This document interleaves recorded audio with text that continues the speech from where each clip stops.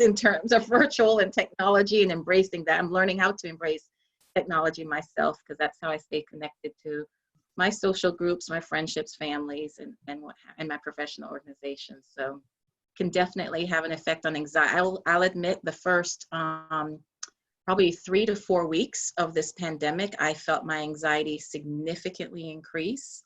It affected my sleep a lot. I had a lot of insomnia, and I dove right into meditation.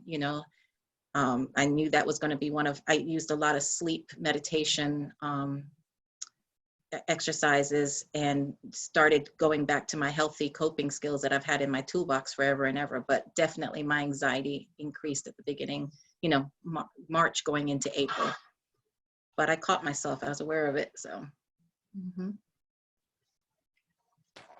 Yes, it's stressful because all of the things that you had as outlets, so the gym, travel, a work family, being able to see your family without risking exposing them to potential COVID, especially since we don't know whether we have it or not because you're asymptomatic. And then probably the biggest thing that I see right now is not knowing whether you can see your friends or not. How many of you looked at their Instagram and Facebook and been like, nah, I can't.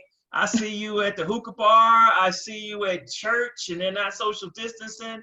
I see you at a wine tasting and I don't see anyone wearing a mask. So I don't know if I can really be around my friends. I'm not sure if everyone is taking it as seriously as I am. So when we start combining the potential loss of work, unless you're an essential worker, and essential workers, we're thrust into the middle of this, depending on what you are. And essential work could be construction, it could be travel, it could be not travel industry, but delivery, truck driving. And so we start talking about all these different changes. And then what I've heard, and you all tell me this is true, from my clients, and you tell me the same thing if you see this as well, Dr. Webb, is that they say that the companies actually want more from them working at home than they do in the actual office. So trying to manage a relationship or trying to take care of a family and or a parent or whatever you're doing and work has been difficult. And I'll share this. I elected to have an elective procedure that did not go well. All right, did not go well. So I'd actually have 2 surgeries. So I had to spend close to 6 to 7 days in the hospital with no family visitation because of COVID. So because of COVID, no family visitation. All right. And so I can tell you, any of you that have dealt with that with a family member that's been hospitalized, you can't see them, or whether that's you, all these things coming at us at the same time has definitely raised our anxiety, depression, and affected our mood. I'm actually gonna go. There's 2 parts. So you guys both spoke on, how it can affect you in regards to like your health, like with friends and family, but also on the work side. And since we are all young professionals, I know for me and a lot of us, we have been working from home, and so we are kind of trying to figure out the balance between working from home and taking a break at home, since those 2 places have merged into one. So in what ways can we continue producing quality work in regards to our job without risking the burnout or mental exhaustion? Well, I would definitely encourage everyone to come up with a routine. And the routine does not have to be regimented. You need to have a lot of grace and compassion for yourself during this time. Cut yourself some slack, give yourself a break, but have a routine. So for example, my routine is I get up, I did purchase the Peloton since I can't go to the gym, right? As Dr. Tartt said. So my routine is now when I get up and I work out, and then I actually pushed my work schedule back to where I don't start as early seeing clients as I did when I was in the office. And quite frankly, I'm okay with that, So I start a little bit later than usual because I just want to make sure I am physically active and get moving before I start the crazy work day. And then unlike what I did in the office, I now actually take a lunch break. I was one of those therapists that would see clients back to back and just kind of eat real quick in between sessions. Now between 1 and 2, I don't see a client, and I take that whole hour to myself. So, so I would definitely recommend a routine and challenge your tendency to be a perfectionist or your tendency to want to people please, and be vocal about setting appropriate boundaries between yourself and your work or your colleagues or what have you. I notice a lot of you don't even have your videos on. You know, that can be okay because we're on Zoom most of the day, or you know, on some kind of video most of the day. But you know, if that's what you need to do to kind of set a boundary, that, you know, that's understandable. I've done that too with some meetings that are not necessary. I don't want to have the video on because maybe I'm multitasking. Maybe I'm chopping up vegetables for dinner or something like that while the meeting is going on. And so setting some boundaries and then taking intermittent breaks, you know, even if it's a fresh air break, even if it's just going outside your front door to take a break, even if you have a pet at home, even if it's just some time to kind of hang out with your pet or what have you. But taking these intermittent breaks is important.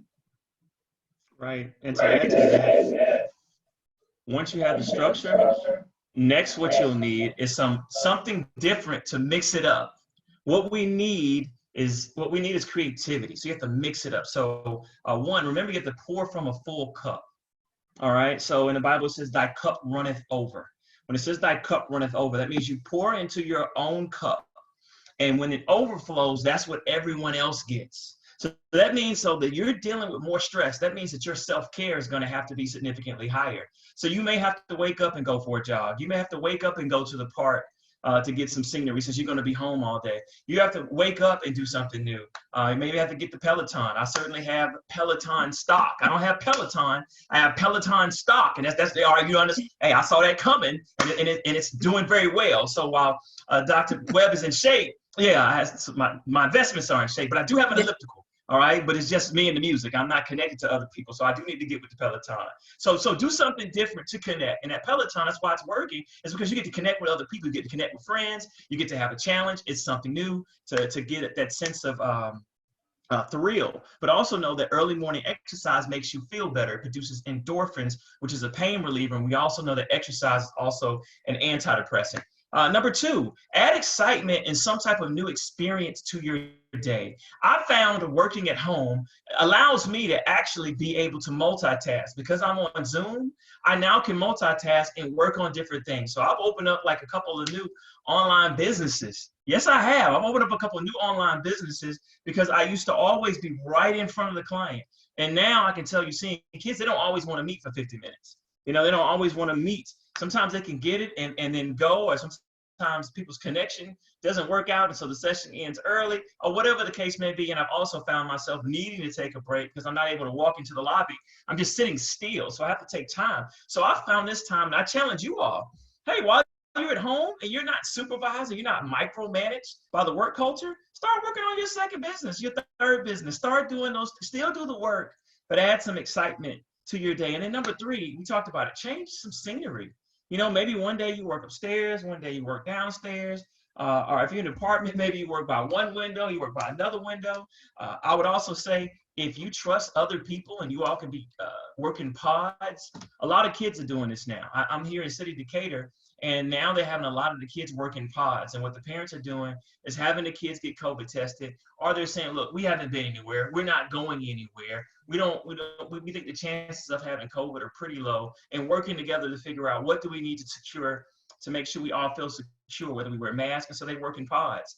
I would say the same thing as adults. Work with those 2 or 3 people that you trust in a work group. You now can get the 15-minute COVID testing instead of waiting 2 weeks, you know, and that way you know that you all are able to work together. That way you can be social and safe. Those are some really good ideas. I know I work at home in an apartment, so sometimes I try not to work in my bed. I try to go outside in the patio, in the living room. Don't work in the bed. Something of that nature. So I'm working on that, not working in the bed. But another thing that I think a lot of us are plagued with is at the end of the day, we are young Black professionals. And so we're dealing with a lot of other outside grievances on top of trying to maintain our quality of work. And so we might not feel like that we can take a break, or we need to be extra on top of it, you know, dotting our I's and crossing our T's. And so I know, Dr. Webb, you have a specialty in regards of the Superwoman syndrome. And I know that's something that a lot of our young professional female members have that issue, where it's like, I have to be on top of everything for my 9 to 5 and do my business and cook and clean and brunch, virtually brunch, and do all of these things. So can you kind of speak to how, you know, that Superwoman syndrome can kind of rear its ugly head during this time, and what we can kind of do to realize, are we being productive, or are we, you know, getting into that Superwoman syndrome mentality? I would encourage you to kind of challenge, try to uncover where the messages of this, that you need to be doing all the cooking and the cleaning and the working and all that. Where do these messages come from? Sometimes they come from our own family units. Sometimes they come from community or school environment or what have you, or it could come from outside, like our work environment, the work pressures or what have you. But challenge where they come from, because sometimes they're not accurate. Sometimes it's really, most of the times, it's not necessary. I know you just, like, for example, if a parent gave you that message that you have to do all of this, because maybe you saw someone in your family, like your mom or an aunt or somebody, you know, wear 10,000 hats each day. Does that message really make sense? Does it really pertain to you in this day and age? And if it doesn't, you're allowed to shed it. You're allowed to drop that message. I know I've dropped, you know, I mean, I'm Jamaican, so, you know, and the women in the family are work and, you know, have 10, you know, the whole 10 jobs and all that, what have you. And so I was like, wait a second, this is a cultural thing that I'm holding on to, and I don't have to adopt all of that. I can adopt some of that and be very selective about what roles I want to play. And the other thing is, you know, this all or nothing thinking, you know, kind of like you have to go all in and do all of this, or do nothing. You could some days do all, some days do 5, some days do 2, some days do 1, and some days do nothing. It doesn't always have to be an all or nothing, because you will get burnt out. You guys are nowhere near my age, but if you keep on going at a pace where you're overwhelming yourself, or you're trying to engage in a Superwoman or a Superman syndrome, you can hit a burnout. Worst case, you can hit a call it a midlife crisis or a psychological crisis, and you don't want that. Your other areas of your life are going to be affected. You know, some of you start to have families and, you know, things like that. Your relationships with your partner, your children, what have you, can, you know, start to diminish. So be very mindful of that. Just kind of really, really do some research, like, where did this message come from? And do I have to adopt this message? I hope that helps. Dr. Tartt, do you have anything on it? Well, not the Superwoman syndrome, but Superman syndrome, or, you know, just working as a young Black professional? Yes, absolutely. I think, you know, one of the ways to cope with stress and pain is to be able to find the silver lining in the dark cloud. All right. And one of the things that God has spoken to me clearly about is I have been doing too much for too long. And my health caught up to me, because I'm one of those, and I can just talk about it. And you all, and you know, fellas, you can chime in. You know, as a man, you have pain. What do? You suck it up. All right. And women could definitely relate to this too. What do you do when you have more pain? You suck it up with a bigger straw. All right. And then what else do? You suck it up with a bigger straw. Right. Because I don't have time for this pain when I'm taking care of my wife and taking care of 2 daughters. And I'm one of those men that's always thinking about retiring early, trying to get these things. Like, look, all right, let me just go ahead and get my oldest daughter's college tuition taken care of, then I'll rest. All right, let me go ahead and take care of, okay, let's wait to do private school for the youngest one, maybe. Let me go ahead and get that taken care of, then I'll rest. And what I realized is I was putting everything in front of health and rest. All right, and guess what happened? At some point, I broke down. Even LeBron James breaks down. And so what I realized, what worked against me, was that I had built a habit of kind of doing this John Henryism.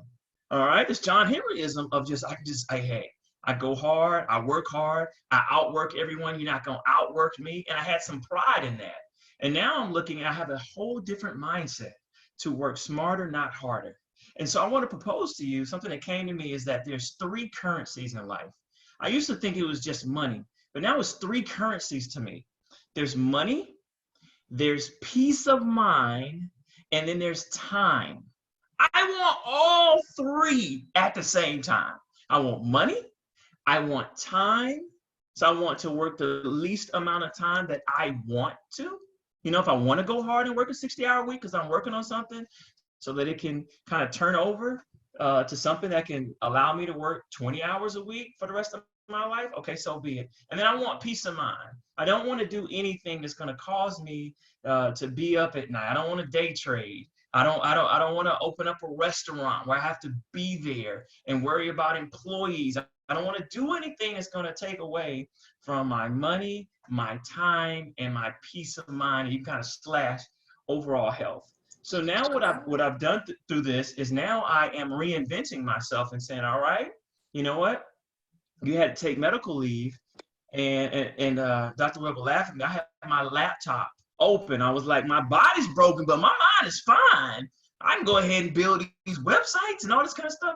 And I laughed at myself, but I was also happy. I was like, you know what? This is me transitioning to being able to help more people via online courses and some of the things that I talked about while still doing the day-to-day therapy and counseling, which I will do for the rest of my life because I thoroughly enjoy it. So it allows me to have those 3 currencies. So I think that men, and I think especially if you're talking about men of the African diaspora, you start talking about men from the Caribbean, there's different work ethics. I'm just be honest. There's African-American work ethic, then there's an African work ethic, then there's a Jamaican work ethic, and they're not the same. I'm just gonna be 100 with you, okay? And so we have to make sure that's part of your culture. You have to also make sure, do I still want the same outcome as my dad that might have passed? Do I still want the health issues as my dad? Do I want the failed marriage of working and traveling? I'm super successful, but not able to keep the family. Do I want this distant relationship with my kids because I built 9 different businesses and I'm not home? Or I'm at home with my laptop in the bedroom, all right? And so I'm not even present. So I am successful in business, but no amount of success in business should amount to personal failure at home. So make sure that you're building it right now to be able to have time, peace of mind, health, and great finances. That's a word. Thank you. That was for me. Speaking of, I'm gonna kind of like dial it just a little bit in regards to race relations. I know a lot of us are working in a predominantly white spaces in regards to, you know, our counterparts, our managers, our coworkers, and so on and so forth. How can we be able to navigate working in these spaces that are predominantly white with that sense of frustration that we're affected by multiple outside factors that are not directly affecting our white peers? So for example, I was on a Zoom call about 2 days after the George Floyd shooting, and I mean, the passing of him, and everyone seemed to be in a chipper mood. Like they were like, what are we, how was your weekend?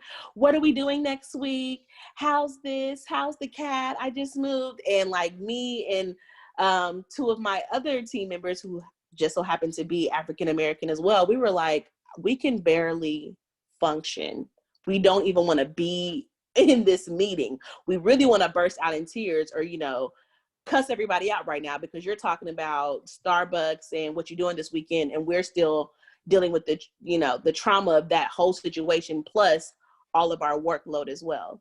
So how do we, as young Black professionals, deal with that frustration and navigate working in these predominantly white spaces? And I'll start off with you, Dr. Webb.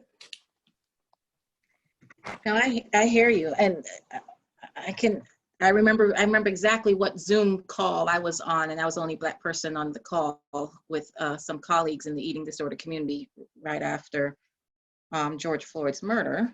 So I can totally relate to that, and I'll tell you what I did. I waited a few minutes to see where the conversation was going, and are they going to go on like this is a monthly meeting? And I was going to see, are we going to go on like normal? And I saw that it was, and I stopped the meeting. And I said, I need to create a space here to address what's going on in my head, what's going on in my heart, what's going on outside in this world. And I mean, I didn't let it rip, but, I said, I said some things like, what's going on in the world, you guys have been able to be protected from. But it's reality now. And I wanted to share what's going on in my heart and in my community, in my husband's heart, my family's heart, So I think, it's appropriate to either say, I am not able to be fully present because of what's going on in my world. It's okay to sometimes stop and have a conversation about it, like I did, or it's okay also to not have a conversation in that space and say, I'm not going to address this here, and you have your safe spaces to address that with your own family and friends and like this group here. You don't have to take on the role of being the Black history educator. And that's, and that's what I was not going to do that. But what I was going to do is, like, I told them how I felt that we were going on as business as usual and just sitting here discussing eating disorder issues when the world is imploding, so that's one piece of advice, setting boundaries between your work and personal space and say, hey, I need some personal time. I'm not going to fully engage or participate like usual because of this, or just say because of some personal issues. So we used to, back in the day, I don't know if the companies still have this, but we used to have just mental health days that people could take, and it's okay to say that I needed to take that day. So I don't know if that's still common in the corporate world. So I'll let Dr. Tartt jump in. I have some other thoughts, but. Yeah. So I think you have to assess safety. Right. How safe is it for you to speak up in your particular corporate environment?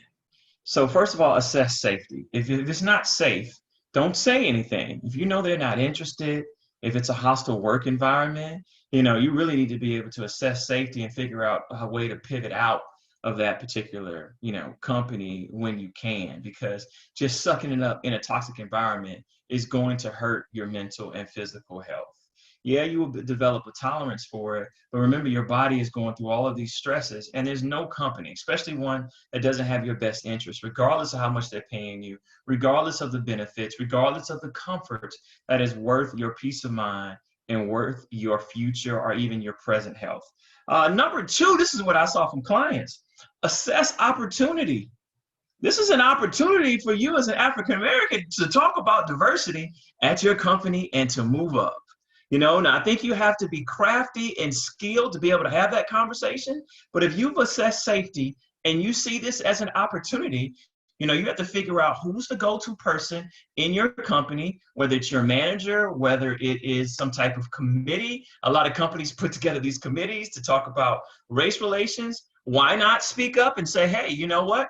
I hear you all want to talk about race relations, but when I look at our company, it doesn't reflect what America looks like. It doesn't reflect the diversity of our customers. And I'd like to be able to talk about that. Now realize, you bringing that conversation to the table, they're going to see you. Well, there might be our next diversity and inclusion officer. That's the position they try to give everyone. And that way allows you to be able to say, no, I was thinking more C-suite. I was thinking more senior management. Or I would like to develop a plan to be groomed in the next 1, 3, 5 years to be able to be one of the first. And I'd like to know our plans as a company on how we can be more diverse. Not only because if you all care as a company, and this is not just lip service, you care, we have to be more diverse, but I think a more diverse company allows us to be able to serve companies and for us to be able to pivot and use a time like this to actually connect with people and not be insensitive and make sure we don't get boycotted. So use this as an opportunity to be able to show your leadership. If they're coming to you, asking you, and it's safe, hey, why not run from it? It worked at Netflix. It worked at Starbucks. It worked for the hospital. So, how many of y'all saw on LinkedIn all of these announcements right after of these companies posting for the first time, brothers and sisters, being in these positions. So, hey, use this leverage to your advantage and see what can happen.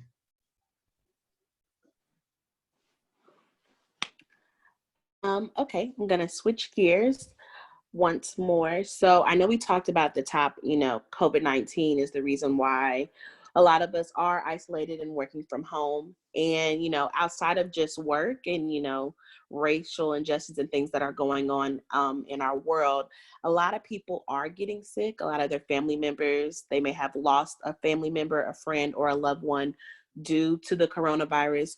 How can we uplift those who have lost and be able to process that grieving process while we're still, being isolated and trying to be social distancing and being safe? I think it's you're able to, as long as you're able to be there intimately, you're able to connect with how they feel and to listen, you will have done a lot. Now, one of the things that I think that you should ask, because I learned this going into ministry and having to visit people in the hospital to do sick and shut-in visits, do funerals, is that you have to ask people what they need from you. All right, because everyone's different. What do you need from me during this time? Do you need me to drop off some food and just leave it at the front door? Do you need me just to listen? Do you need me to make sure that the kids are registered in school because I know that your mind is elsewhere? Tell me what you need me to do to be able to support you. All right, make sure you do that. And one of the things you should avoid is talking about your own grief. This is just, all right, when people are grieving, they don't want to hear about your grief. We do it because we think it's a way to relate. Yeah, well, I lost my mom a couple of years ago. Oh yeah, well, I lost my grandma. Or you know what? I got fired. Whatever you're trying to do to relate, don't do it.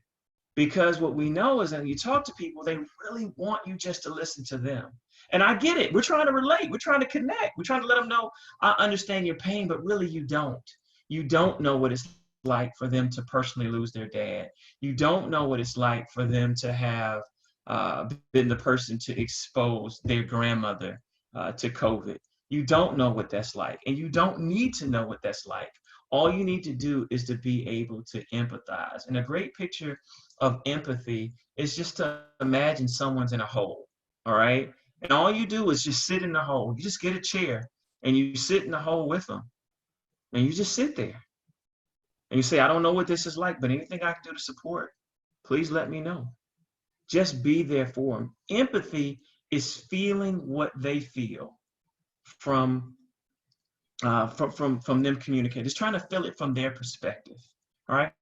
And if you do that without trying to tell a story or relate via your own pain, you're going to do a lot of people justice. I just got off a call with a client that says she talked to someone and they tried to give her advice. They tried to fix the pain. They tried to say, hey, the Lord won't put more on you than you can bear. Yes, he will. It will feel like you can't bear. Hey, tough times don't last. Yes, sometimes they last a little bit too long.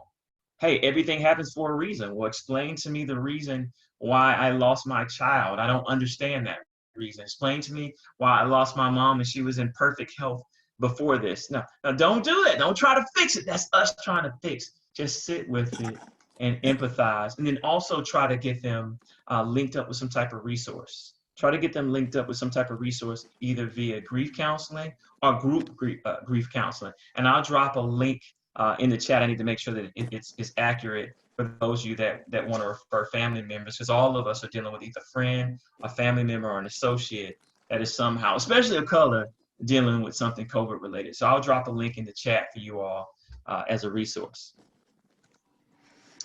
Dr. Tartt mentioned a lot there that I would definitely agree with. Also, people want to say, please let me know how I can help. And that comes out as genuine, but I think you need to add there, I am very, very serious. Please, I want to help. I'm not just saying that. I think, because sometimes people don't want to burden you. And then this is where you have to think outside the box and be creative and try to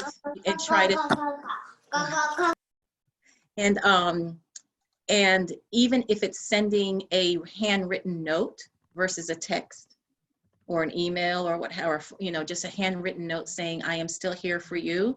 If, you know, or you just expressing your condolences in a handwritten note just means so much more than, to me, that I think, than a text or an email.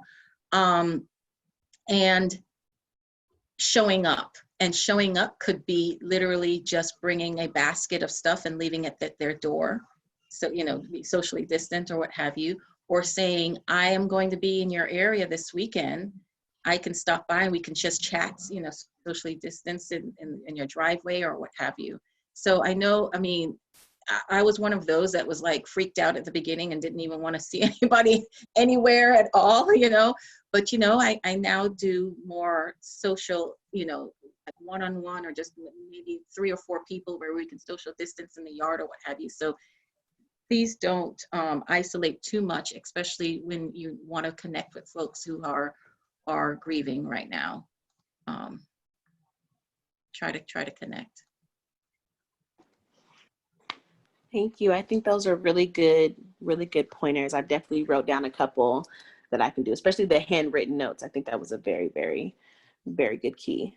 Speaking of support, I've seen a lot of this on social media about, you know, Black men protecting Black women and Black women supporting Black men in their space of self-care. And if they are vulnerable enough to, you know, share whatever feelings of grief or loss or whatever that they're feeling, how can we, as young professionals, create a mutual beneficial partnership where Black men can feel supported by Black women and Black women can still mutually feel protected and supported by Black men, especially in the space of mental health? No, that's a great, go ahead, Dr. Webb. I would definitely say, you know, like you said, especially in the space of mental health, what I am happy to see is the stigma of mental health being addressed more directly, especially in the Black community. You know, I can say, I mean, I've been in private practice here in Atlanta since 2003, and the percentage of Black clients I have had over the years is increasing, including clients from other countries as well. So even my Caribbean brothers and sisters are coming to counseling now, which was kind of unheard of, you know, 20 years ago, what have you. So, so I would encourage a dialogue that's open and honest about what you need, what you want from the other person or what have you. And also maybe start it off by asking for what you need and want in a very intimate type of, like an intimate conversation type of way. Not during an argument, not when you're disagreeing or what have you. And again, and I've even used this with my husband, this is when you can put it down on paper. You know, writing a letter to someone or a group or your partner or whoever is saying, this is what I need. But finding out if they can deliver. When I say deliver, if they're available, if they are capable. And if they're not, like Dr. Tartt just mentioned, helping find a resource, maybe they can't be that person for you, but can they help you find that person? Like, they help you find a therapist? Can they help you find a grief group? Can they help you work on your resume or what have you?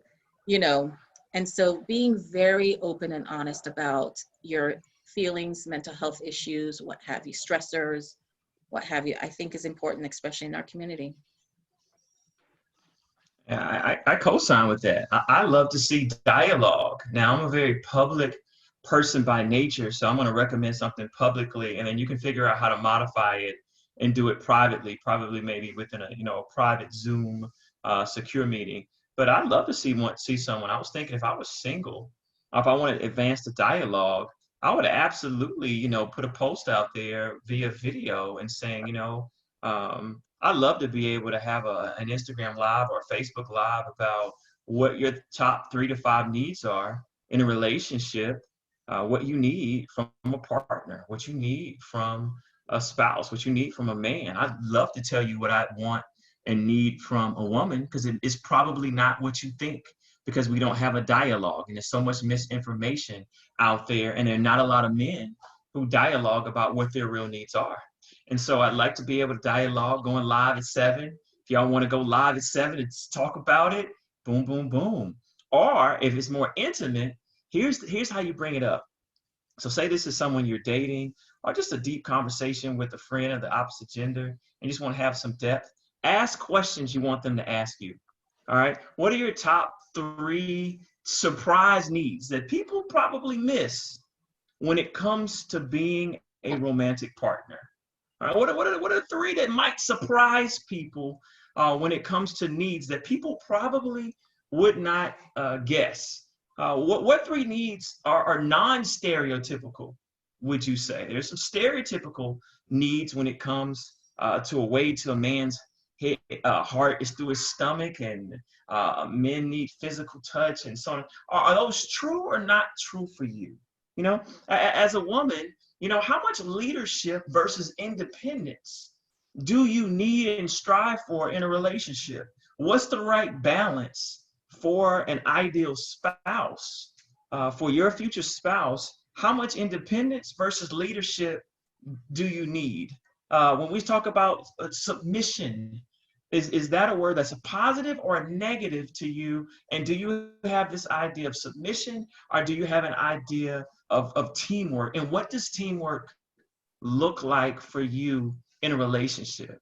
So if you really want deep conversation and you want depth, ask deep conversations on your live, on these first date, on the Bumbles for the women, on Tinder. Well, no, you can. They give you a description. Y'all know what I'm talking about. So engage in great questions. One of the things that psychologists were great at asking a lot of questions. So take, and I'm sure Dr. Webb will have some questions, you know, that'll be deep for you all as well. Ask deeper questions to get depth. And I think that if you do it in a public way, it's kind of a discreet way, a subtle way, not so subtle, but not so subtle way for people to actually, for you to showcase yourself, and for men of depth to want to have a conversation with you ladies, and for women of depth to want to be able to have a conversation.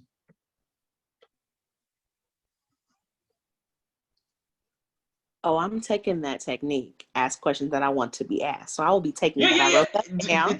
Hey, do that. So, you know, if you're on a date, you know, a Zoom date, whatever you're doing, if y'all tested, you know, want to do social, however y'all are dating safely, you know, ask me, what are your thoughts on loyalty? You know, what are your thoughts on gender roles? How do you feel? Suppose the woman that you're dating makes twice the income as you. How do you deal with that as a man? How does that, you know, my wife and I talked about it. I said, that's good. The more you make, that's the less I have to save up. But if it's like Beyonce and Alduan, I don't feel like the man. I'm not secure enough. I need to be in the ballpark. I ain't gonna lie, I need to be in the ballpark. You can do better, but when you're doing way better, I need to do some self-work to check myself, because my gender role to provide, that disturbs my ability to provide and what you need me for. But I never want to limit you. I would never want to limit your ceiling. So we need to talk about this, because I'm having a little cognitive dissonance here. I want you to make as much without me being insecure, but at the same time, I don't want to be the baby in the relationship. I don't want to be your son. I don't want you to put the credit card out every single time and I have to slide mine back. It just goes against how I was raised. But I definitely want you to do your thing. So ask those questions early on so you can screen out, and also let people know, hey, we need to talk about gender roles. We need to talk about teamwork. We need to talk about how to build together. That was amazing. Speaking of resources, I know both of you guys touched on resources, so I figured this would be a good segue. How do we find reliable resources for our mental health while we're quarantined? So I know I was fortunate enough to actually have a therapist prior to all of this going down. But for those who don't, how can we do that? You know, most therapists are doing virtual now. Like I said, I had to figure out this virtual thing in 48 hours so I can, on that Monday, I could get, continue with my clients. So I don't know any therapists who are not doing virtual right now. So, a great website for us, 2 websites. One is Therapy for Black Girls, a wonderful website. Actually, Dr. Joy Bradford, she started that. She's a graduate of UGA here in Georgia. So Therapy for Black Girls, and there's now one called Therapy for Black Men. So those are two wonderful websites. I would also recommend, I mean, Psychology Today is psychologytoday.com is another great website. But it's huge. You know, it's nationwide. It's a lot going on there. But you can filter some things like according to what you're looking for, or and zip code, insurance, things like that. And our pictures and profiles are up on that. So that's another way. If your company may have an EAP program, but again, you know, that's where you only get a certain number of sessions. You may get 3, 5, 8. I don't know if I've ever seen more than 8, but those are therapists who have an agreement, a contract with your company, and you don't have to pay for those therapy services. But sometimes if you're needing more than that, then you have to go outside of the company. The Georgia Psychological Association, you can contact them. They have a list of providers as well. If you need specific resources, or you know, you're looking for someone specific or something specific in counseling, then I would also recommend the Georgia Psychological Association. Don't forget your primary care doctor, friends, family, churches. Sometimes you can sometimes see a therapist within the church, but those folks have resources as well. I know I get a lot of referrals from my primary care doctor, from my gynecologist, from, you know, whoever. So it's like they have their go-to people that they have known for years, that they trust, that their patients have good feedback about. So, you know, your doctors may have a list of folks that they would recommend. I agree with all of those resources. I was dropping them in the link. I think asking your primary care physician is a really good one. Who do you know that's good? Because Dr. Webb and I both know, we both see a lot of clients, especially of color, who've been misplaced because they had a therapist mismatch. And one of the things that is difficult, especially in times of race relations, is having to explain. You don't really want to go into counseling having to explain race relations to someone who does not get it. All right, now that doesn't mean because they're not of color, they don't get it. There are many professionals who are trained and culturally competent that are spot on. They get it.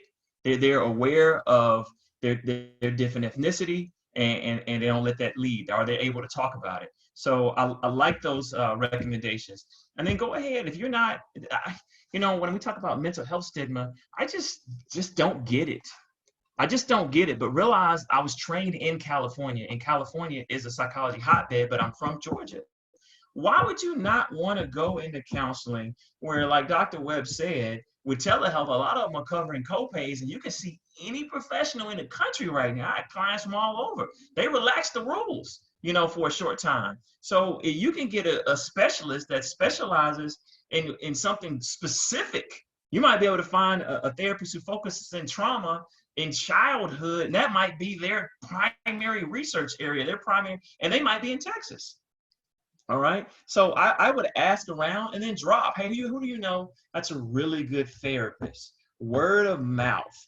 Who do you know? If you put it out there, people will tell you who they use, whether they've had good experiences. Asking, I do like Georgia Psychological Association, so they can, you know, you can at least drop the link and see, you know, who's there. The Therapy for Black Girls, therapyforblackmen.org.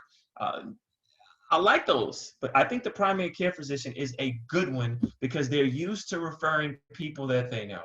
And I think Dr. Webb is like me. I don't know. I need to evolve. I just don't refer to someone I don't know or have not heard good things about.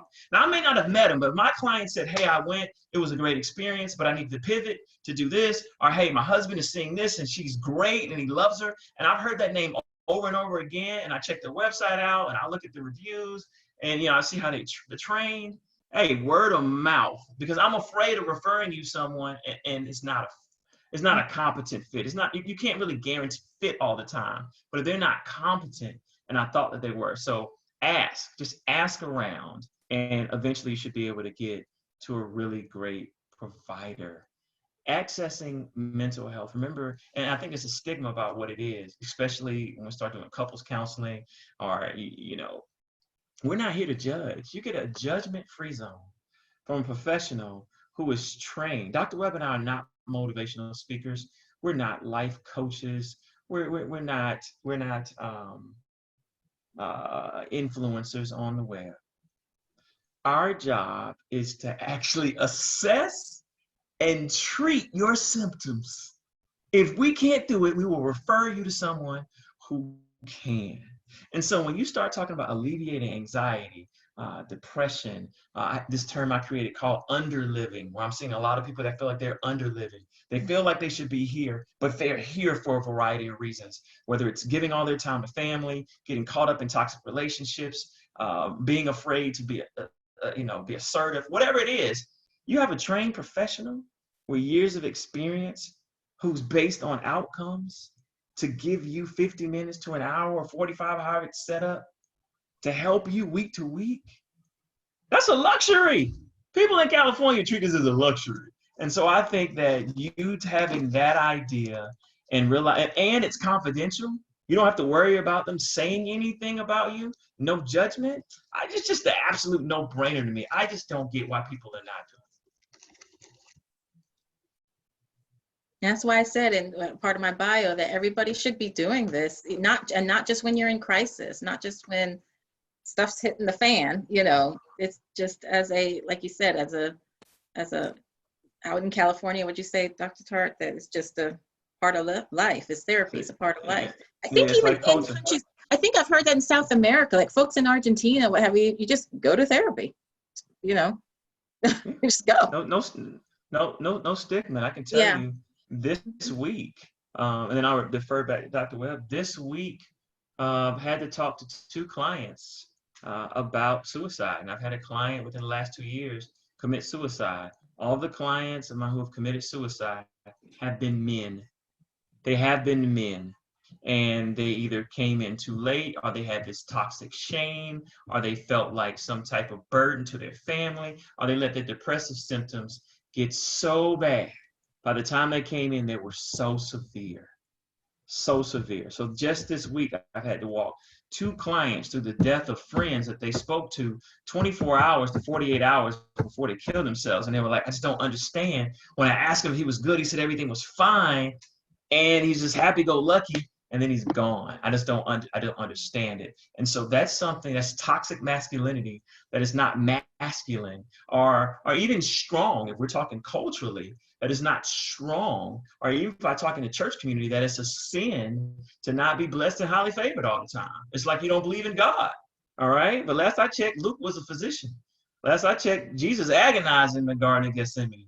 Last I checked, Jonah and Jeremiah were crying all the time with their assignments. Paul was disturbed. Peter was disturbed. So we look through all of this. There's stress throughout. All right. So make sure that you address this. You're stronger. Whatever you talk about you can control. What you can't talk about controls you. And that's why I think that our sisters are ahead of the curve in advocating men for you to go get counseling. And it's time that we stop shutting it down and sucking it up and saying, I'm going to drink it, I'm going to sex it, I'm going to smoke it, I'm going to work it, I'm going to sleep it, I'm going to pill it, I'm going to fight it, whatever we're going to do. All those things are the weaker options versus addressing, I want to talk about what happened to me when I was 8. I want to talk about the fact that I can't communicate without shutting down for 3 days every single time I get into an argument. I want to talk about the fact that I do have an imposter syndrome. Let's just keep it 100. Everyone sees this great, successful person, but I don't believe that I measure up. And so there's some things that I do, to self-sabotage, or some opportunities I don't go after, because sometimes I feel like I am an imposter or perpetrating, not the real deal that I could be. Go talk about those things. What you talk about, you can control, and what you don't talk about controls you.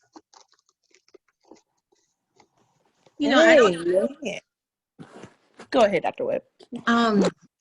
As I don't know too many people or I can't, who hasn't been through some kind of trauma. And trauma doesn't have to be something huge like experiencing like George Floyd or 9/11 or, trauma could what we call little T's. It could be, actually like seeing a car accident where somebody was injured or killed, but you weren't involved in the car accident. Trauma could be growing up in a household where you were yelled at for just leaving your shoes at the front door, or trauma could be poverty. Trauma could be not getting into school and having to wait years to get into a program or what have you. Trauma, I don't know to anybody who hasn't been affected by trauma. So that's what, Dr. Tartt is saying. It's like this not understanding the mental health stigma. We all have been mentally affected in a traumatic way. Some people think it's not big enough. I don't know, my parents are still living and I haven't had to suffer any loss. Well, trauma could be your dog dying, So that's why I said, we could all benefit from therapy. I think I heard a statistic, and correct me, I think like one in 3 people of color has had some type of traumatic experience throughout their lifetime. And that's just reported. I can give you numerous traumas that I've been through, and I lived a fairly, what's the word I'm saying? I blessed life. I did not have a lot of the stressors that others, yet still I had to deal with, a friend being homicide, being killed in my car. That's just one. All right. And so when you get people in a room, the amount of trauma, whether it's watching grandma pass, I've talked to kids this week that were there when their grandma passed at home. They watched grandma pass real time. They were the ones that found her. This is the stuff that happens in our communities. This stuff going outside and seeing someone shot right there. Just trauma, witnessing mental health breakdowns, witnessing bipolar, witnessing alcoholism, witnessing sexual abuse within the house, being a victim of sexual or physical abuse or neglect or emotional abandonment, by a father or a mother figure. These things happen to us. And so if we're willing to address those things don't bleed into other relationships. I'll share this quickly. I was talking to a client just in general. And one of the things he came in, because I want to model this, and he doesn't mind if I share this, because I'm not going to share his name. One of the things he came in with, he says, I want to make sure that a traumatic event from my childhood does not negatively impact my marriage. Every time my wife comes for me, that's his term, every time she comes for me, I interpret it that she thinks I'm weak, that she's trying to chump me off, that she thinks she sees something in me, an inadequacy, something in me that allows her to feel like she can talk to me any old type of way, and I respond in a hostile way, and it's breaking my marriage. But I think that is rooted in an experience where I felt like I had no control. And so we're doing the work on a childhood trauma some 30 years ago that's impacting how he relates not only to his wife, but anyone who tries him, because he has this link that he hadn't addressed of inadequacy, of not being able to protect himself, of being chosen for whatever reason for people to violate boundaries. So do you see what happens when we don't address the loss of dad? We don't address mom wasn't there. We don't address, let's just keep it real, first breakup. I still remember my first breakup, Nikki Johnson. All right, that hurt for a whole year. You're supposed to break up. I'm break up with you. You don't break up with me. All right. I talked the other day. I was sharing with a client. I promise I'll wrap up. I'm from Atlanta. I went to Latonia High School. My girlfriend went to Southwest DeKalb. We're on the phone. She says, you know what? I don't want to date anymore. I said, why? She said, I just want to be single for a minute. I said, okay. Go up to the school, because I hear these rumors. Go up to the school, because she was in the drill team, and she was on the dance, what do you call it, the dance team, whatever, for the band. You know what I'm talking about. What's the word I'm looking for, y'all? Yeah, the drill team. I don't know what. Drill team. And why was she talking to a dude that looked like me 2.0? He was bigger. He had more muscles. His hair was curlier. And he had a little more thug in him. I ain't gonna lie. I didn't want to fight him. I just like, on every area, this dude was me 2.0. And even my friends like, yeah, she broke up with you. She broke up with you so she could do 2.0. She went with the new version. You Madden 94. She went with Madden 95. So my friends were clowning me because they looked at him like, that looked like your brother except better. He looked like your twin except better. And so I had to deal with this. So if I didn't deal with this and I didn't talk about that trauma, that was a trauma to me. All right, that was an inadequacy. Or can you just trust someone to be honest, or do you just get dropped off? If I'm not able to deal with that, I might take that on to every other sister I date. I might punish every other sister because one sister in her high school youth chose to date someone else. So we have to deal with those things as young men and women so that they don't, and we're all young men and women relatively, so that they don't sabotage our future relationships. So in order to set sail, you have to untie yourself from the dock. And some of us are tied to pain points from the past, and we can never take off in our areas that we want to take off. We can't take off interpersonally because we don't trust. We don't even date available men because we don't think that men are faithful. We believe that we have to dominate women because maybe we had a domineering mom or whatever you saw.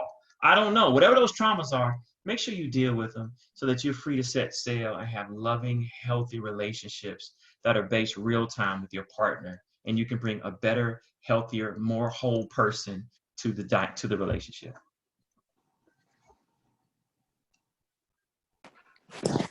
All right, so we are gonna actually open it up for Q&A. So does anyone have any questions? Feel free to put them in the chat and I will announce them out loud. But I'll start off with one while you guys are chatting away. What are some signs of someone that is suffering with anxiety or depression or on the verge of suicide, and what can we do either for preventive measures or to like take action right then and there so that we don't have another loss that we have to grieve? Well, some general, I mean, there's a lot of symptoms of depression, anxiety, but some general ones are, like we talked about, isolation or withdrawal, sadness, not having motivation, not wanting to do things people used to enjoy doing, increase in panic attacks, worry,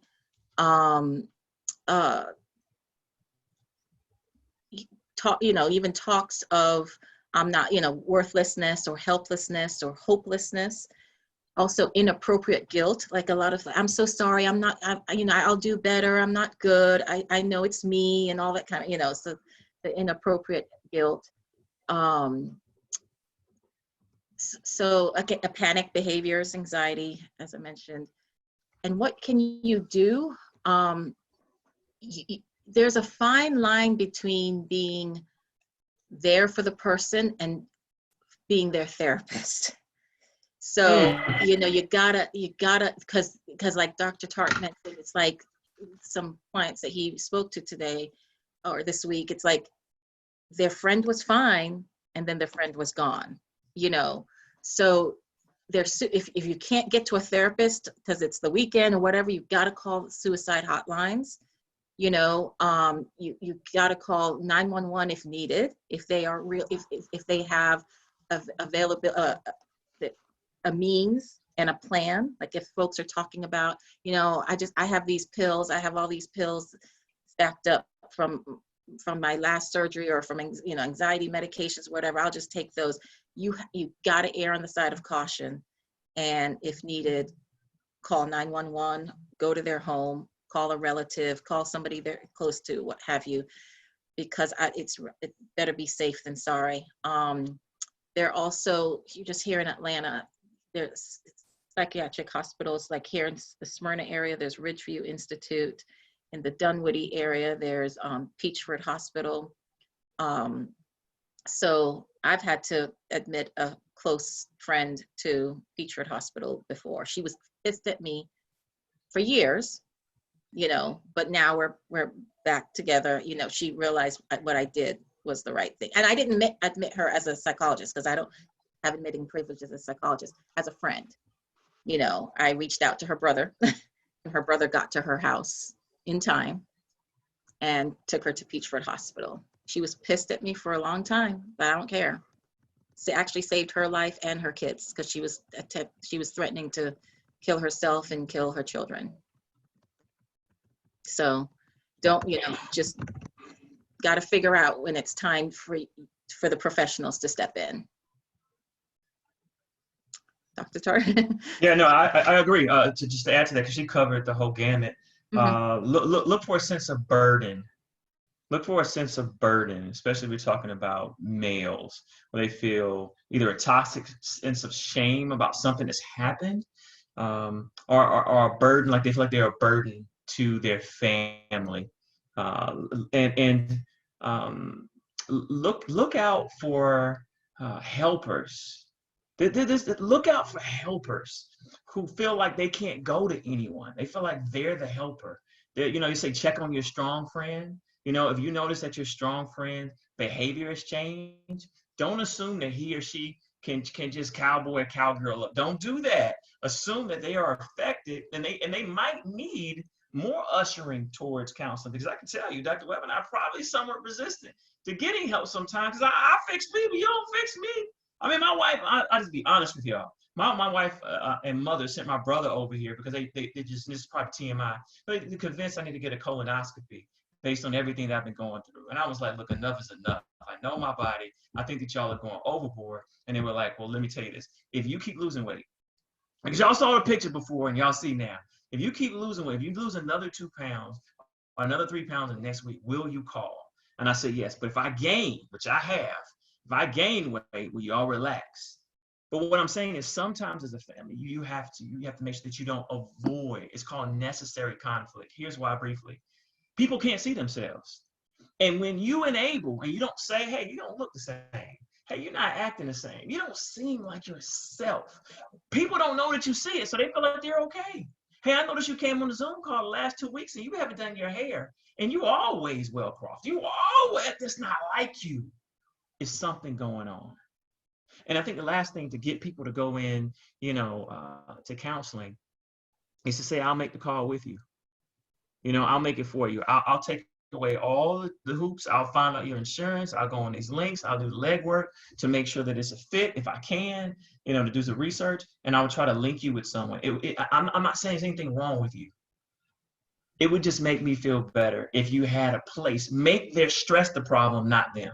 If you had a place to be able to talk about mama passing, if you had a place to talk about losing your job, if you had a place to talk about the fact that you were the manager that had to lay off everyone at the company, and now that you're laid off everyone, well, you might be next. We need a place to be able to talk about that. Hey, babe, if it's a marriage, listen, I don't know how to fix our marriage. I know we're arguing. I know I don't want to get a divorce. I know I don't want kids in a separate house. I don't know how to fix it. So if you be willing, I'll go. If you're willing to join, I'm going to go by myself. I don't want to be the only one there. But if you go with me, at least we can say we'll let the third party try to figure this out. So those are some ways I think to engage people in counseling. Those are really good. We had a question. What advice do you give someone who got the courage to seek help but did not have a great experience before and are now unsure if therapy will work for them?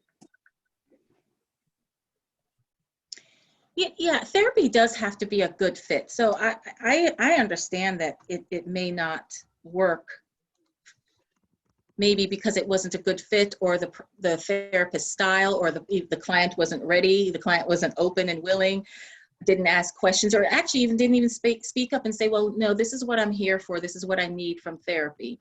But this might be too TMI, but I remember when I first moved to Atlanta, I tried out different gynecologists. I'm sorry, I need my gynecologist and I to connect, and I need to feel comfortable with my gynecologist. I don't care who my eye doctor is. I just need my contact lens prescription refilled every year. But my gynecologist, I do care. And I tried out about 5. I mean, the one I found, I've been with her now for probably over 10 years. So you do have to try them out. I mean, when clients call me, I do try to spend some time on the phone with them, to see if we would be a good fit. Not a whole hour session, but to answer whatever questions that they have. And honestly, if like tonight I don't have time to talk, I would have emailed them and say, hey, I would love to schedule some time to talk with you. I'm available tomorrow between 1 and 2, or tomorrow after 6 o'clock. Would love to talk with you and answer any questions that you have. But we try out different hairdressers, different barbers, what have you. So you got it. This is for you. This is a gift to you. Therapy is a gift to you. So please do not give up and and try. And again, talking to somebody like myself or Dr. Tartt, again, we know our go-to people. We know who we refer to. So, you know, if you need a referral to, you know, some folks I know, all like Dr. Tartt's in Decatur, I'm in Smyrna. So it's like, no folks in different parts of Atlanta, we could try to connect you. Right, and it depends on the specialty. Because if you call me about an eating disorder, I'm gonna say I can't help you. Call doctor. I don't know. I'm not trained in that. You know, I'll be doing you a disservice. That's not one of the things that I treat. You know, so just because you find someone, they may not be able to treat your specific issue. And that's what I'm saying. The benefit of counseling is that we, you know, part of our profession is to be able to be trained specifically in certain areas where we've not only had experience but also training in being able to give you the outcomes that you need. And just know the normal experience, you may have to go through 2 or 3 therapists. My wife and I have a rule: if we argue 3 times, we go see a marital therapist. And it took us time to find the right one that can manage both of our personalities. You know, so y'all can imagine a marriage therapist seeing another marriage therapist is an issue. And then I'm from Decatur and my wife is from Inglewood, California. You understand me? So we needed someone who could handle all of that, who we respected, that had the temperament that worked for both of us to get us from point A to point B. But now we have that person for life, so we don't have to worry about that. So just be okay with trying it out. We do that with surgeons. We do that with second opinions when it comes to cancer. Make sure that you take your mental health and you don't feel forced to stay with someone simply because that's who you're assigned to. People change because of fit all the time. And I've referred some clients for fit because they want something that's a little bit different. I say, I think you want a different style. Okay, here's a good one. The world these days can be overwhelming at times, but also changing, you know, every second on the second. So how do you find the balance between unplugging from time to time, but also staying informed about the things that are going on? Dr. Tartt, I'm going to let you answer this because I'm going to run to the restroom. All right. So I try not to watch the news. I hear so much bad stuff every day. I just don't watch the news. I use Vice News and CNN to kind of keep me up on things. I really like Vice. I'm pushing this. I'm not gonna lie. I like Vice because I think they come at news in a way that's different. I think they come at it in a way where you can't find the spin. It's just like dead on at different stories. All right. And I found that CNN, you know, of course, you know, CNN, like they have these 5 big news stories every day that I subscribe to. So I think that you have to spend time having peace. Dr. Webb talked about meditation, talked about exercise, talked about having peace, and then being able to get a little bit of news in doses, and then change to focus on your work and focus on the things that you're doing. I would turn off the notifications if you can. If those notifications are coming to your phone, it's literally, first of all, disrupting your ability to focus and concentrate. We know that. That was in a book called Deep Work. That part of what's disrupting our deep work is these notifications that every 8 minutes we have to stop and respond to an email, respond to some type of ESPN chime, whatever it is. So make sure that you kind of take off the notifications for news and then check it when you want to, for as long as you want to, and then go back to doing what it is that you do. And I probably would not watch news before you go to bed. Before you go to bed, you want to have some peace, some tranquility, some sense of calm so that you can have a good night's rest. Okay, last question. Thank you guys for all your submissions. But I want to make sure that we stay on schedule. There are a few titles for mental health professionals. You know, some people are called a therapist, a life coach, a psychologist. How do you know which one you need exactly? Right. So for psychologists, which what Dr. Tartt and I are, there are 2 types, one with a PhD, which is Doctor of Philosophy, the other one with a PsyD, which is Doctor of Psychology. So both have doctorate degrees, meaning they've gone from bachelor's, master's to doctoral training. The only difference between a PhD and a PsyD is PhD, they do a dissertation, so they have more of a research-based, research and clinical-based education, and PsyD lies heavily just on the clinical, not research. master's level here in Georgia, we have LPC, which is licensed professional counselor. We have licensed clinical social worker, and we have licensed marriage and family therapist. Am I missing any of the other masters? So those are the 3 master's levels. So those are folks with a 4-year bachelor's degree and then a 2-year master's degree. The other thing I want to point out is if you see some folks might still be under supervision, so they're not fully licensed yet. So those are, for example, APC, which is Associate Professional Counselor. So those are folks who have finished their education, but they're under supervision, awaiting supervision for some of them have to get 3 years of supervision before they can be licensed. So those are folks who are probably going to charge less, right? Because they're not fully licensed yet, but they're under supervision of somebody who is licensed. And again, going back to the fees, your psychologists, for those with a doctorate degree, you typically have higher fees than those with a master, just typical. Some don't, but because they have more education and training. Does that answer? Right. Yeah, I think you did a great job. Only thing I would add is, find out if they take insurance. Some allow you to file for insurance. Some take insurance. It's just a matter of preference. So it can be affordable. The other thing is it's something that you can get reimbursed for as well. So just find out about that. I would avoid life coaches. All right. Oh, sorry. Yes. I would avoid life coaches if you are having psychological distress. A life coach, and I believe, and I have life coaches. I've employed life coaches, but life coaches are really get to be at a place of health. Life coaches help you to get from point A to point B. So I'm trying to, I'll speak into existence. So I make $1 million. I want to make 9 million. All right. So help me get from there and have time, peace of mind, and great health. Life coach helps you get from point A to point B, but they're not dealing with depression and anxiety and bipolar and anxiety attacks. They're not trained. All right. So employ life coaches to accelerate you from point A to point B, same as an executive coach or a life coach. All right.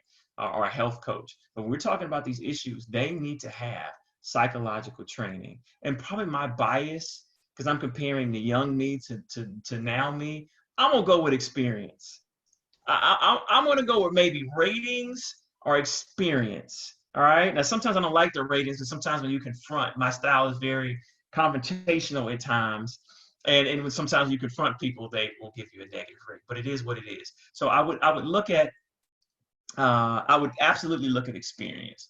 Well, how do you feel about that, Dr. Webb? I think experience is a great teacher. I don't pay too much attention to ratings, because you can just have some clients who just, put some negative feedback out there, but definitely experience. And honestly, that connection on the phone. I have so many clients that may have just Googled me. They weren't referred to me by anyone, but that connection just in that initial consultation over the phone is important. And I've had so many people say, "Oh, thank you for calling me back."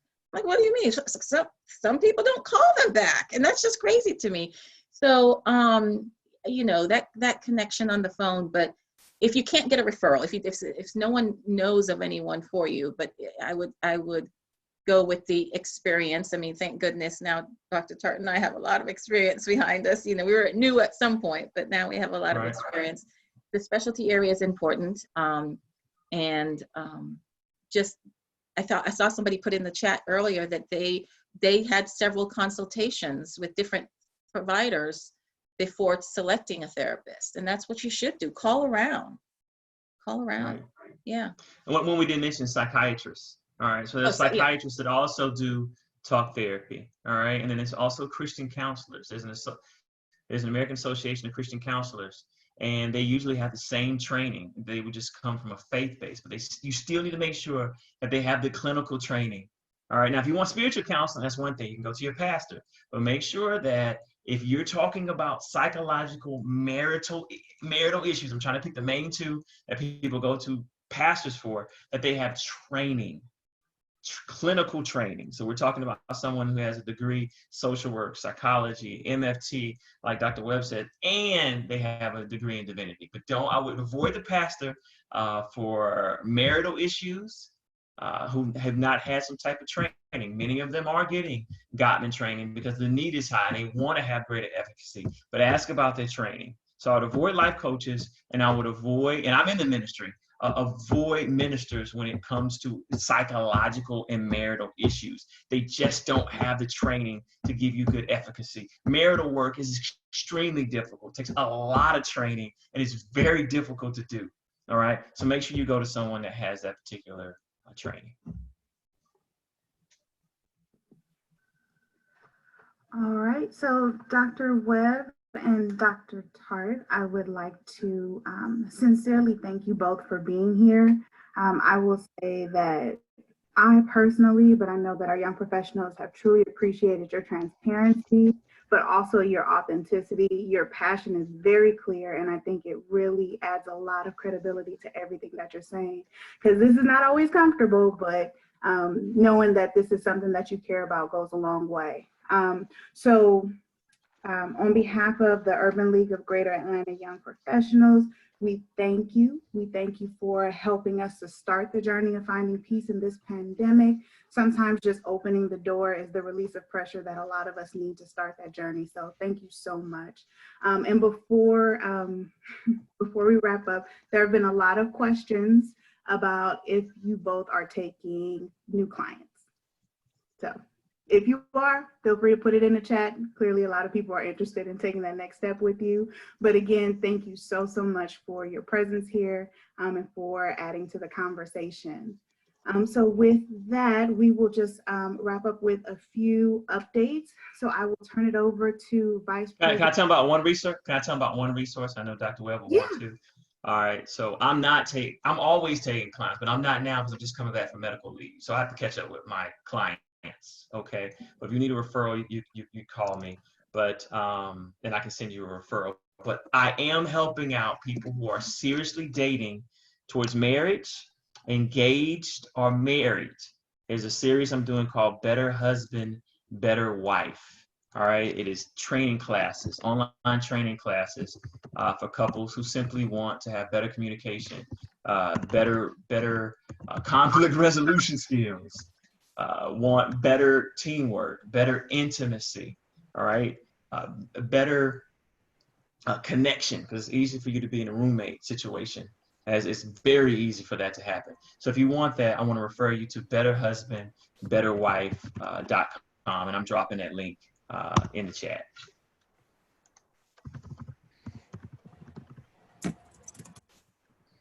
Thank you so much for that. And Dr. Webb, thank you so much for dropping your info in the chat as well.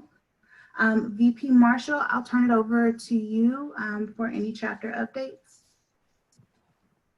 Hey, good evening, everyone. Gonna be brief because it's Monday. We got a long work week ahead of us. I know I do, so here we go. So first, just want to announce some upcoming events. We have a lot going on the next couple of weeks. You may have seen some of that scrolling at the beginning of the meeting, but just want to do a quick recap. So tomorrow, we have our new member orientation. Shout out to the membership committee. It is happening at 6:30. If you are a new member, you have a friend who's interested in learning more about our organization, have them come out, have an opportunity to learn about the National Urban League movement, as well as our chapter and how you can plug in. So again, that's tomorrow at 6:30.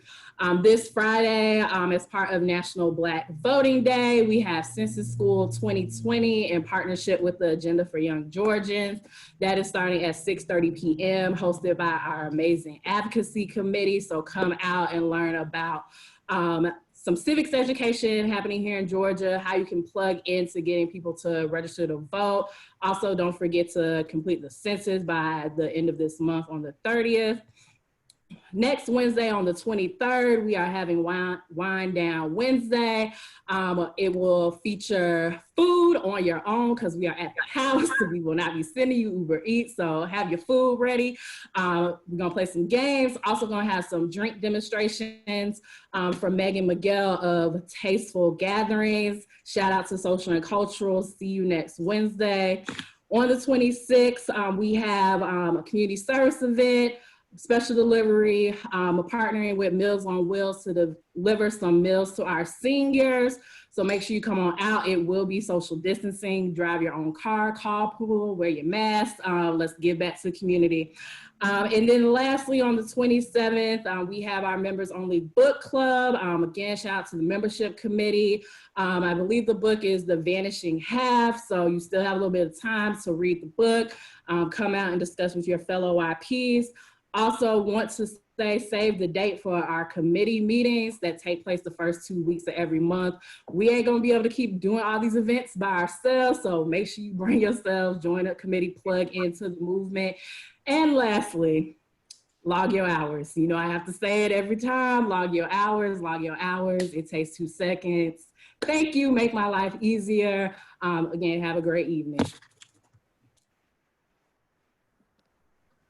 We appreciate that very succinct update. And now we'll turn it over to Chair Redis from Social and Cultural with an announcement. Good evening, everyone. So I am Sharina Redis. I'm the chair for the Social and Cultural Committee. We actually have 2 things coming up. So again, the Wednesday night wind down is on the 23rd, which Brittany already mentioned. I'm sorry, VP Marshall already mentioned. After that, Social and Cultural will be hosting our October GBM, Health is Wealth, setting yourself up for a healthy future. So with all the things that are going on with, you know, COVID-19 and the way that it's affecting the Black community, one of the major reasons why we've been hit so hard is because of the pre-existing conditions and things like that. So come on out. We're going to have a few different people to come and talk with you guys about what happened that caused the rates within our community to be so high, and then also what we can do now to change that up so that we can kind of reverse that trend and be healthier in the future. And our meetings are second Tuesday of every month via Zoom. So definitely, if you like to plan events, you want to be kept in the loop about what's going on, we are definitely looking for new people, and we would love to have you. All right, thank you. And so we will wrap up our evening with closing words from President Chung. All right. Thank you, guys. Thank you, Dr. Tartt. Thank you, Dr. Webb, for taking time out of your schedules to speak to us about mental health and how we can actually combat that.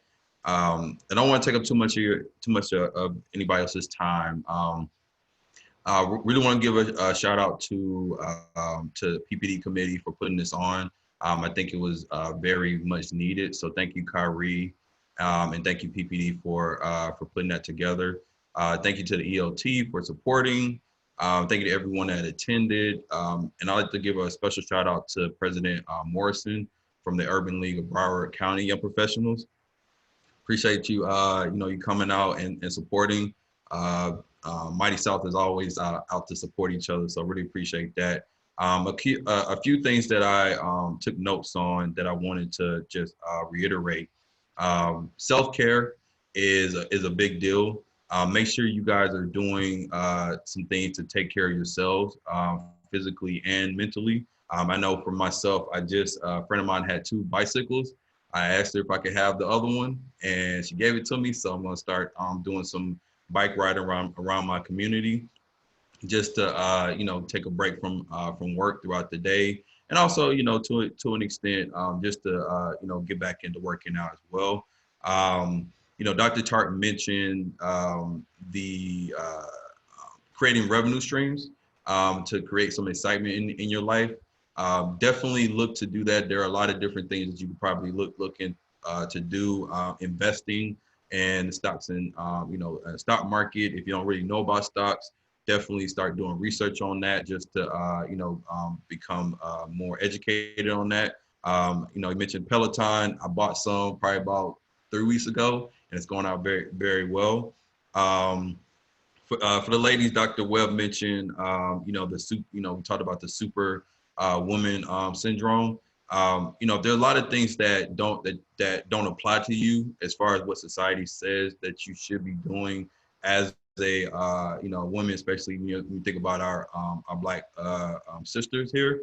If it doesn't subscribe to you, don't do it. It's not that big of a deal. Just make sure that you're doing what's necessary for yourself to help you continue to stay mentally strong, and also basically to help stay mentally strong. Fellas, and this also applies to ladies as well. Dr. Tartt mentioned the three currencies that we must truly keep in mind or subscribe to. Money. So basically come up with additional revenue streams to increase the bag, peace of mind and health, and also time, making sure that we have more of that to ourselves so that we can, again, we talk about our mental health.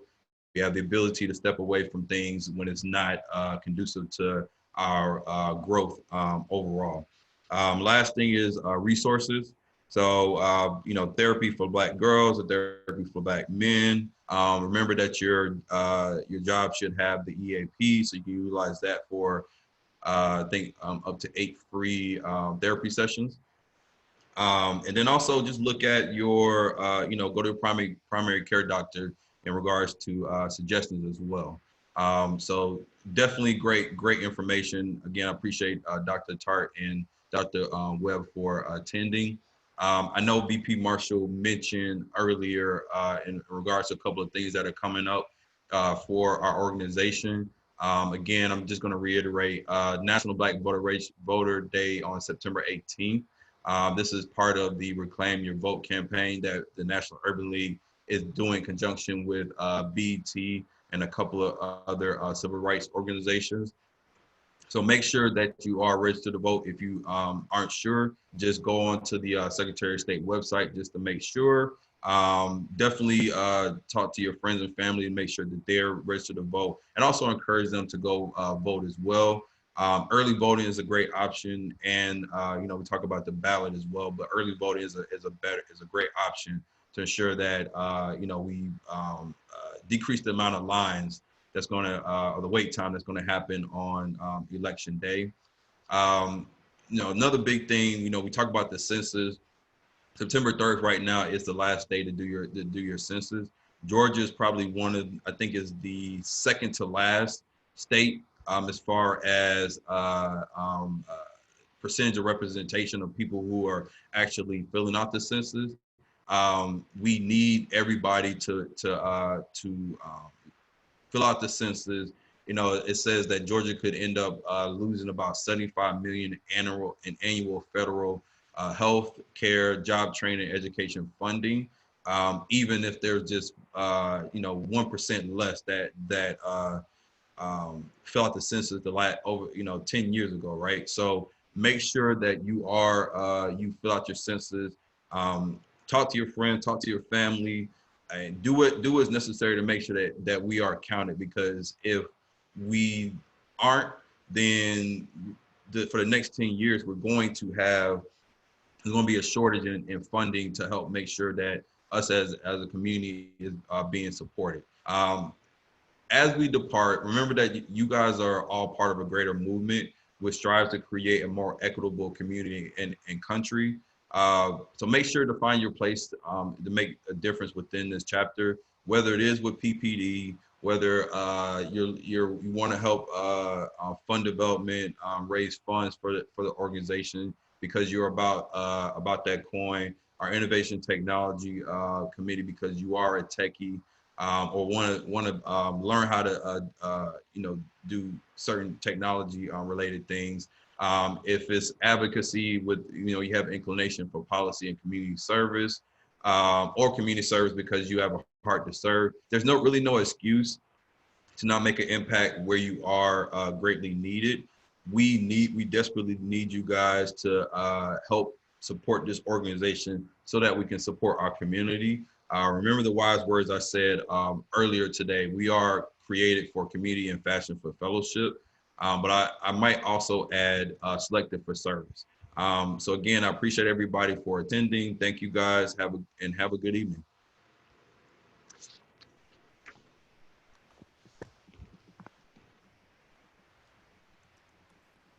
Thank you. Have a good night, you guys. All right, night, everyone. Happy birthday, Sandy. Happy birthday, Sandy. Sorry, Sandy. My apologies. That's supposed to be the last thing. Happy birthday, Sandy. Really appreciate you Thanks, being y'all. a part of this team. Happy love you- birthday. Love you a lot. Thank you. Oh, thank you, Speech. President Toon. What did you do for your birthday? Well, I was on I was at a GBM. Birthday's today. Her birthday's today. The best present ever, Sandy. The gift that keeps on giving. Right, you got to be on a call with us. Yeah, look at the blessings that y'all just keep blessing me. And you're welcome. Actually, you go ahead and start recording, please. Oh, Stop. Oh, you don't want to hear my remarks? Oh, okay. We're gonna put this No, on. I'm playing.